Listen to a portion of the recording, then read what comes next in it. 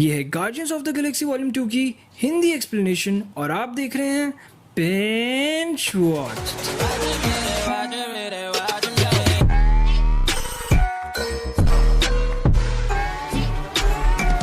अगर आपने पिछली दो वीडियोस नहीं देखी जो हैं all Marvel movies in chronological order जो कि स्पॉइलर फ्री है, उसमें आपको मार्वल मूवीज के सीक्वेंस में देखनी है वो पता लग जाएगा। और दूसरी video all Marvel movies explained इन हिंदी जिसमें आपको अभी तक की आई सभी मार्वल मूवीज की कंप्लीट स्टोरी पता लग जाएगी। लिंक आई बटन और डिस्क्रिप्शन में मिल जाएगा। और अब बात करते हैं 2017 की film guardians of the Galaxy volume 2 की, जिसकी कहानी guardians of the Galaxy volume 1 के बाद वाली टाइमलाइन पर ही चल रही है। ये कहानी शुरू होती है सोवरेन देश से, क्योंकि ये कंट्री और इसके लोग काफ़ी हाईटेक होते हैं और यहाँ की टेक्नोलॉजी पूरे यूनिवर्स में सबसे अलग और यूनिक होती है। साथ ही साथ यहाँ पूरी जनता और चीज़ों को हैंडल करने वाले कुछ सिस्टम्स होते हैं जो सर्टेन बैटरी से चलते हैं। वो बैटरी वहाँ की रानी आयशा को बहुत खास होती हैं और इन बैटरीज़ को चुराने टाइम टू टाइम दूसरे शहरों से एलियंस आते रहते हैं और उन्हीं की हिफाजत के लिए आयशा ने गार्डियंस ऑफ द गैलेक्सी को हायर किया था। और वो एक दिन आखिरकार आ ही जाता है जब एक गंदा और घिनौना ऑक्टोपस जैसा दिखने वाला एलियन उन खास बैटरीज को लेने आता है। लेकिन तभी वहाँ गार्डियंस ऑफ द गैलेक्सी की पूरी टीम जो थे ड्रैक्स, गमोरा, पीटर, रॉकेट और ग्रूट, ये सब मिलकर लंबी लड़ाई के बाद उस उस गंदू एलियन को हरा ही देते हैं। और तभी रॉकेट सोचता है कि इन बैटरीज में ऐसा क्या है जो पूरा यूनिवर्स उनके पीछे पड़ा हुआ है। और जैसे ही वो उस भयानक एलियन को डिफीट कर वहाँ से निकलते हैं तब रॉकेट चालाकी से कुछ बैटरीज अपने बैग में डालकर वहाँ से पूरी टीम के साथ निकल जाता है। जैसे ही वो वहाँ से जाता है सोवरेन की रानी आयशा को ये बात पता चल जाती है, तो वो अपनी पूरी आर्मी को उनके अगेंस्ट लड़ने और उन बैटरीज को रिट्रीव करने भेज देती है। गार्डियंस ऑफ द गैलेक्सी उनसे लड़ते तो हैं पर फिर वो उनके सामने फीके पड़ रहे होते हैं, तो वो अपनी स्पेसशिप की स्पीड बढ़ाकर वहाँ से निकलने का ट्राई करते हैं और उनकी स्पेसशिप ऑलरेडी थोड़ी डैमेज हो गई थी। और तभी वहाँ एक अजीब सी स्पेसशिप में एक आदमी आता है जो उनको लड़ाई में सपोर्ट करता है और वो आदमी एक दूसरे डायमेंशन का पोर्टल खोल देता है जिसमें गार्डियंस ऑफ गैलेक्सी अपनी स्पेसशिप लेकर घुस जाती है। पर उनकी स्पीड इतनी तेज होती है कि उनकी स्पेसशिप मिलानो क्रैश होकर एक पेड़ से जाकर टकरा जाती है। और फिर वो आदमी वहाँ आकर उन्हें बताता है कि वो और कोई नहीं बल्कि पीटर का डैड है जिनका नाम था ईगो। पीटर को उनकी बातों पर यकीन तो नहीं होता, लेकिन ईगो पीटर को यकीन दिलाने के लिए उसे अपने साथ ले जाता है और बाकी सारी टीम मिलानो शिप की रिपेयर में लग जाती है। वहीं दूसरी तरफ आयशा योंडू को अपनी बैटरीज रिट्रीव करने के काम पर लगाती है। तभी वहाँ पर एक नए कैरेक्टर को इंट्रोड्यूस कराया जाता है जो सारे चोरों का सरदार होता है, रैम्बो द ग्रेट। उसे योंडू का ये बर्ताव अच्छा नहीं लगता कि वहाँ चोरों के जो नियम होते हैं उसने उन्हें वायलेट किया है। जैसे कि अगर चोर चोरी करता है तो उसे चोरी तक ही सीमित रहना है, पर उसने ऑफ लिमिट जाकर एक बच्चे यानी पीटर क्विल को किडनैप भी किया है। इसलिए रैम्बो वहाँ उसकी बहुत इंसल्ट करता है। और दूसरे सीन में हमें दिखाया जाता है कि जिस डायमेंशन में गमोरा और उसके दोस्त फंसे हुए थे वहीं पर योंडू और उसकी टीम आ जाती है जो पीटर और उसकी टीम से वो बैटरीज लेना चाहते थे।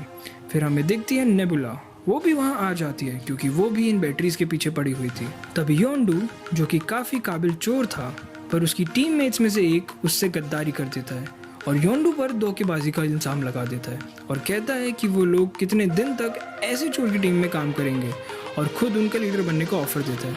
और पूरी टीम उस गद्दार यानी टीजर फेस को लीडर मान लेती है और रॉकेट, ग्रूट और योंडू को उसी शिप में जेल में डाल देती है। पर रॉकेट कुछ ना कुछ करके उस स्पेसशिप से निकलने का प्लान बना लेता है और ग्रूट जो कि अब छोटा बच्चा था और उसके अंदर इतनी बुद्धि नहीं थी कि वो बाहर जाकर उन सब चोरों से लड़ पाए, तभी योंडू की मदद करने वहाँ एक वफादार आदमी ग्रूट को जेल की चाबी लेने में मदद करता है और वो वहाँ से निकल जाते हैं। योंडू के पास एक वेपन होता है जो उसकी विसल यानी सीटी से ऑपरेट होता है और वो रॉकेट और ग्रूट सभी चोरों को उस वेपन की मदद से मार देते हैं। और सीन शिफ्ट होता है ईगो और पीटर, गमोरा और ड्रैक्स पर। ईगो उन सबको अपने प्लैनेट पर अपनी स्टोरी बताता है। वो बताता है कि उसने कई बार कई अलग अलग प्लैनेट्स पर जाकर बहुत सी लड़कियों के साथ इंटीमेट होकर एक बच्चा, एक सेलेस्टियल पैदा करने की कोशिश करी, लेकिन जब भी उसका कोई बच्चा होता था वो जन्म लेने से पहले ही मर जाता था। और पीटर ऐसा पहला सेलेस्टियल है जो पावर्स के साथ बॉर्न हुआ और अभी तक जिंदा है। फिर पीटर को उसकी माँ के बारे में भी काफ़ी चीज़ें पता लगती हैं, जैसे उसकी माँ और ईगो कहाँ मिले। कैसे शादी हुई और फिर आगे क्या क्या हुआ वो ना बताते हुए आगे बढ़ते हैं। ईगो पीटर को ये भी बताता है कि वो ईगो ही था जिसने योंडू को पीटर को धरती से लाने बोला था, पर योंडू के मन में चोर होने के कारण वो पीटर को अपने पास ही रख लेता है। इसके साथ साथ ईगो पीटर को ये भी बताता है कि वो एक सेलेस्टियल है, ऐसा बीइंग है जो कुछ भी बना सकता है या बिगाड़ सकता है, इवन अपना खुद का प्लैनेट भी। वहीं दूसरी तरफ नेबुला गमोरा को ढूंढते हुए वहीं आ जाती है और उस पर अपनी स्पेसशिप से हमला करने लगती है, पर गमोरा भी कम नहीं थी। वो भागकर एक पहाड़ों की गुफा में छुप जाती है और क्योंकि उसकी स्पेसशिप उसमें टकराकर ब्लास्ट हो जाती है और इसी वजह से उसके सारे हथियार स्कैटर्ड हो जाते हैं और गमोरा उनमें से एक मशीन गन लेकर नेबुला को शूट करने लगती है और नेबुला गमोरा से उसको बख्शने को कहती है।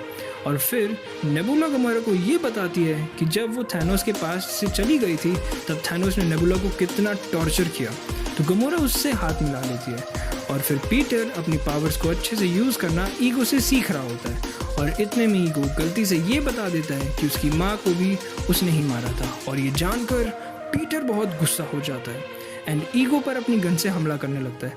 बट ईगो पीटर को बताता है कि वो मारा नहीं जा सकता और पीटर को हार्म करने लगता है अपनी सुपर पावर्स से।